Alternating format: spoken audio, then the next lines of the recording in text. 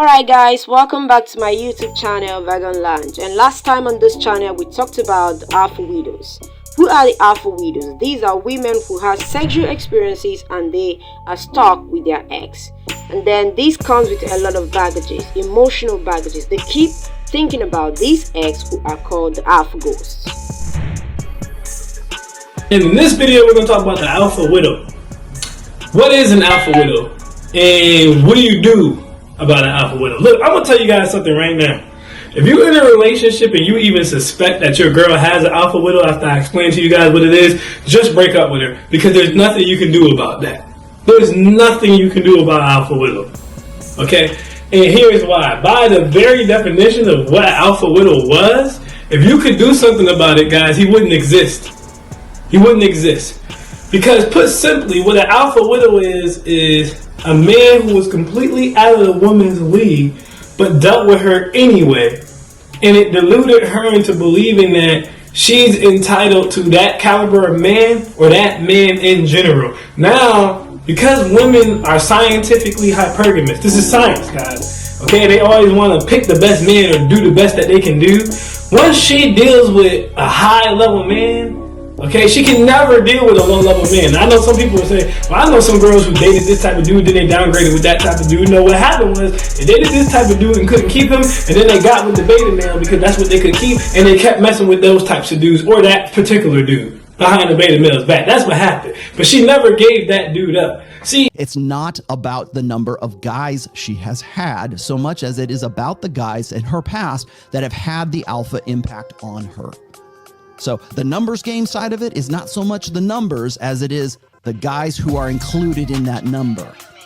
If one of those 5 guys was the best she could do, it satisfied what's called the hypergamous doubt. And that hypergamous doubt asks one question: is he the best I can do? Could I do better? If that question is answered by one of those 5 guys, that's her alpha widow. It might be even more than that. But the guy who answered that question the best, the guy that's the best sex she ever had, plus the best emotional impact, and I mean like imprinting her for life kind of impact, where she's pining for that guy well into her 30s and maybe even to her 40s. And that's where the fantasization aspect of the alpha widow comes into play. Okay, yeah, these men whom these women couldn't do without are called the alpha ghosts.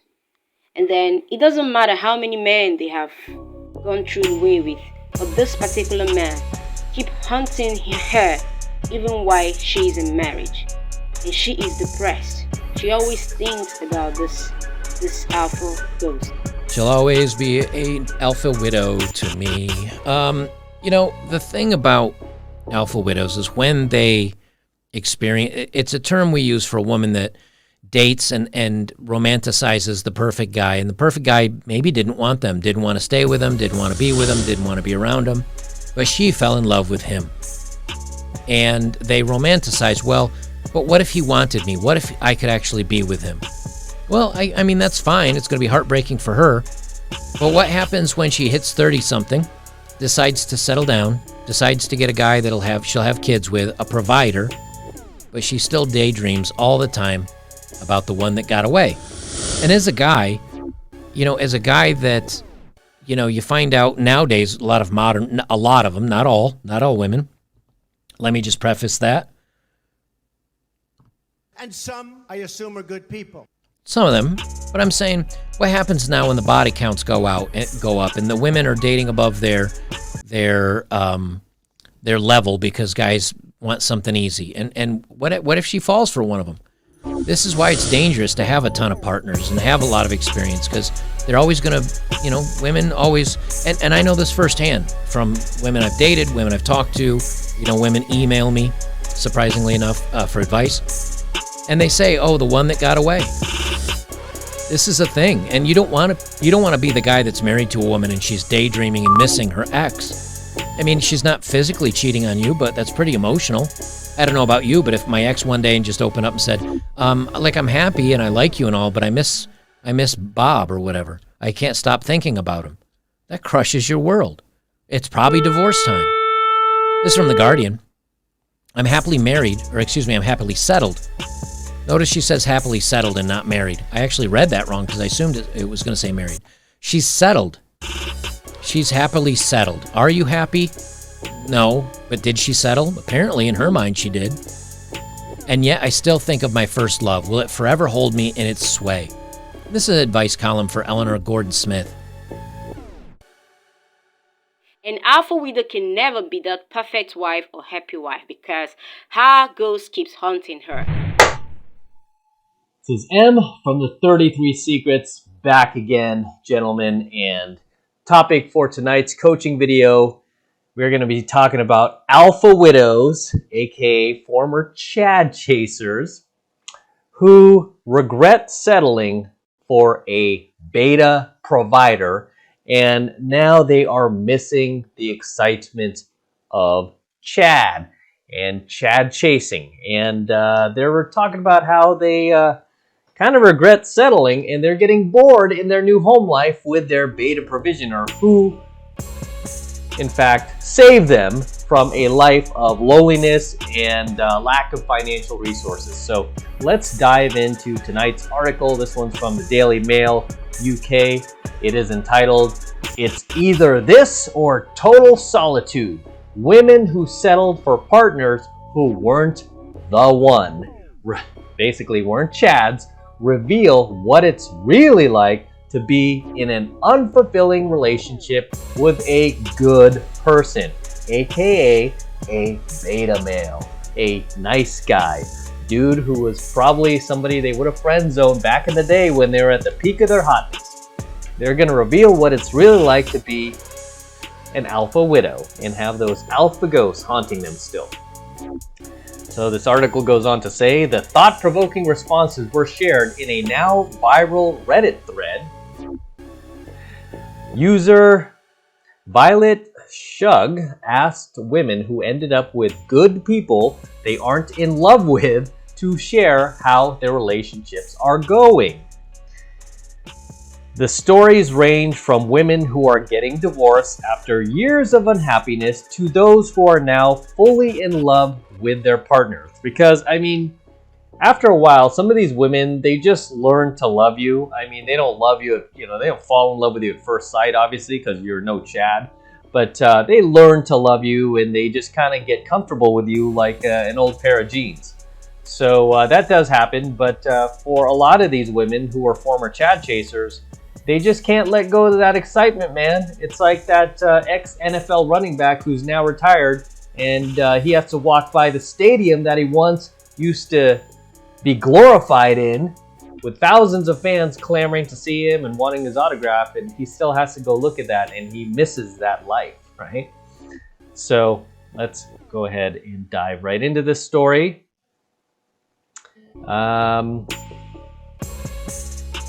And let's begin. It says, women who have admittedly settled for partners who weren't the one have opened up about what life is like in an unfulfilled relationship, but some insist they don't have any regrets.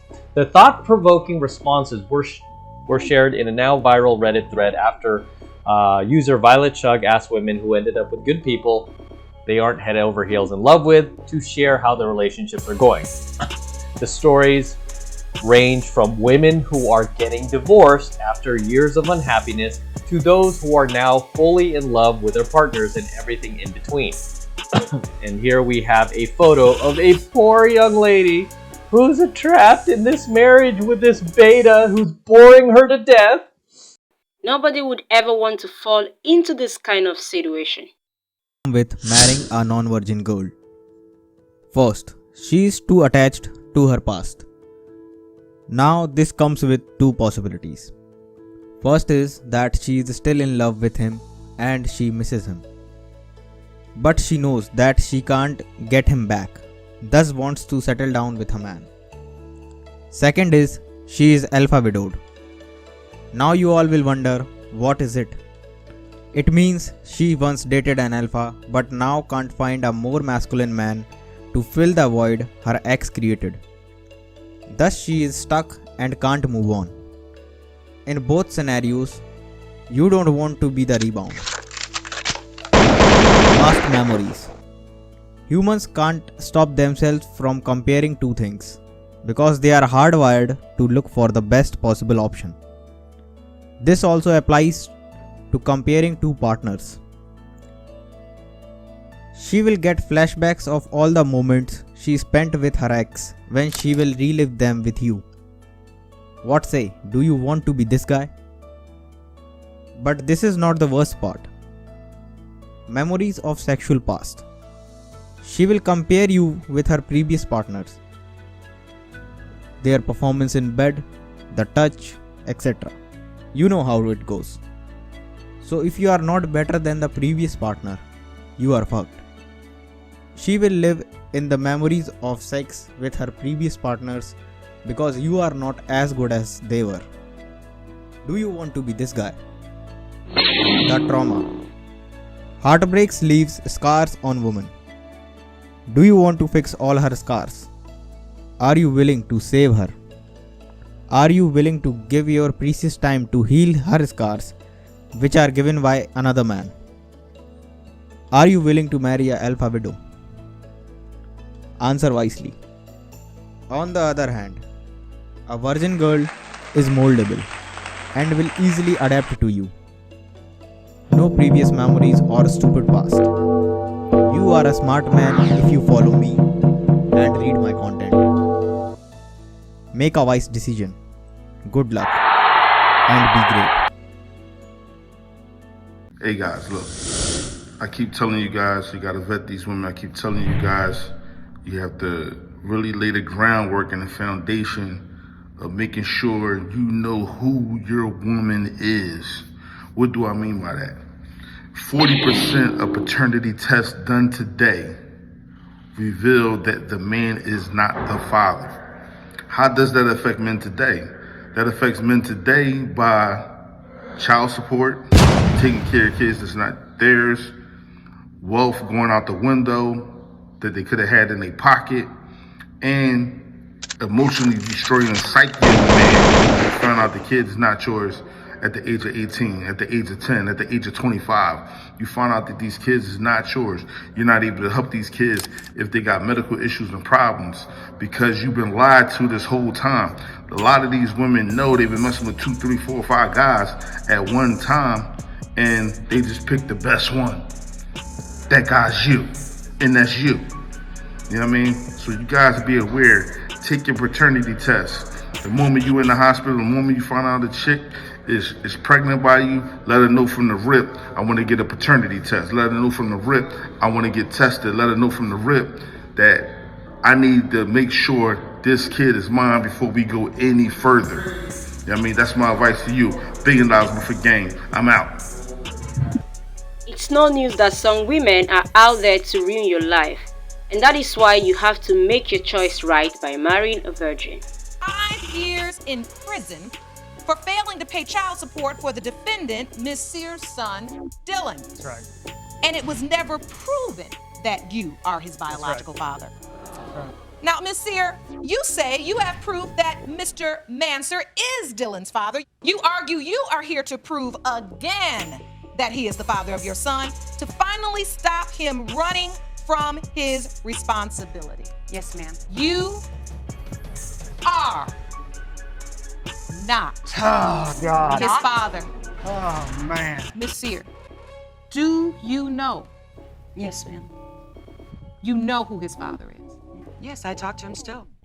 Today's story really bothers me, and it bothers me for the obvious reasons. One, the story that we're going to talk about today individually is horrific. Two, the laws that are at play in situations like this are also horrific, but one of the things that actually bothers me maybe even a little bit more is the way that fathers' rights issues are presented on the internet, specifically from people in the right wing. Look, we're dropping bombs from the jump, so I'm just gonna say it so you guys can understand it. I'm tired of people that happen to be young, attractive women with no children that are often presenting out of context statistics that make the father's rights arguments seem way weaker than they actually are, getting all the attention for those out of context statistics. We're not going to talk about today about how women win custody cases 80% of the time or 90% of the time, because I know for a fact, looking into those numbers, that a huge proportion of those victories are completely uncontested. So that's an inflated statistic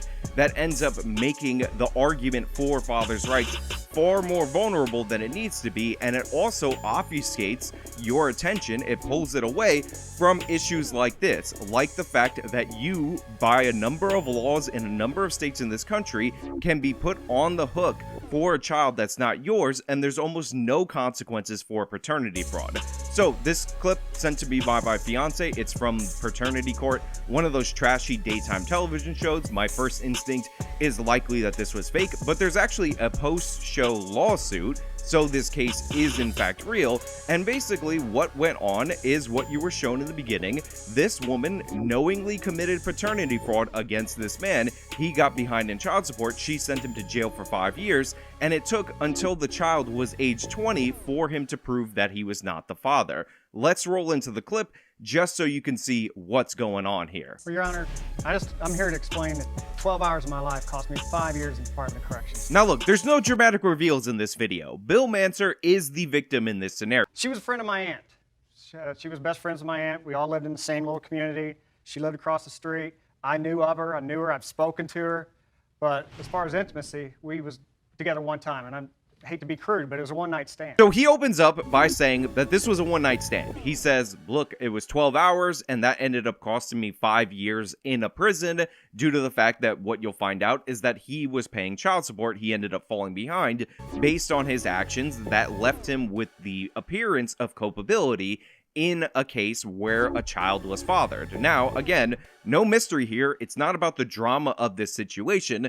Go watch the daytime TV clip if you want the drama. He's not the father of that child. I mean, it's worse than you think. It's not like she just lied and got away with it for 20 years. She took extra steps that should also be considered crimes. I don't care what your version was. I was far from a one-night stand. Living across the street from each other? Far from a one-night stand. Now that is absolutely crucial, because what this is about for this woman, who is a vindictive person, she's a nasty person, is the fact that she didn't like the way that she was treated by this person. So for about 21 years, she's basically been exacting her revenge against this man who had a one-night stand with her, and he treated her like a one-night stand. That really bothered her, and she's been on the warpath against him again for 21 years. And for those of you who are like, women, am I right? Modern women, blah, blah, blah. Shut your face. This is obviously an extreme instance. I'm going to explain to you how the law aids and abets people like this, but the idea that every single woman you meet is this woman is ridiculous and absurd,